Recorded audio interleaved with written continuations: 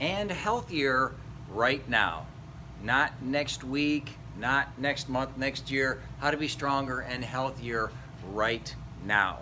Now, many of you watching this presentation tonight, you are already enrolled in the Med Fitness program, so you are strength training with us, and you've noticed that you have gotten stronger and you're healthier, and you've seen that on your progress reports. So we need to begin by just answering a question, which is, why worry about getting even stronger and healthier if in fact you're already enrolled in the Med Fitness program? And so two very good reasons why we should continue to keep our eyes on our strength and our health. And we're talking about muscle as well in just 2 seconds. But reason number one is a book that was published in 1991 by Dr. Bill Evans.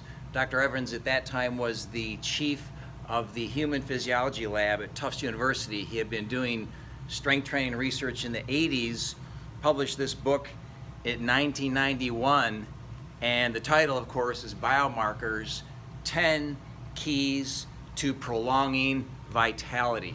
So what Dr. Evans essentially did in his book is he identified determinants, which he calls biomarkers, that predict whether or not you're going to live a longer and healthier life. And so some of the things that you might expect to see on that list are there, like body composition, bone mineral density. Those are of course important, but two big surprises for 1991, and even two surprises for people today, is the fact that the number one biomarker in this book, the number one predictor of living a healthier, longer life, is muscle mass.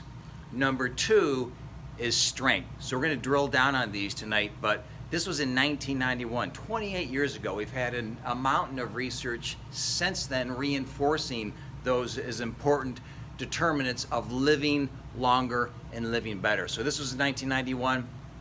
Now, the second reason why we want to pay attention to our strength and health, even though we're already strength training, is a study that was published in 2014 in the American Journal of Medicine.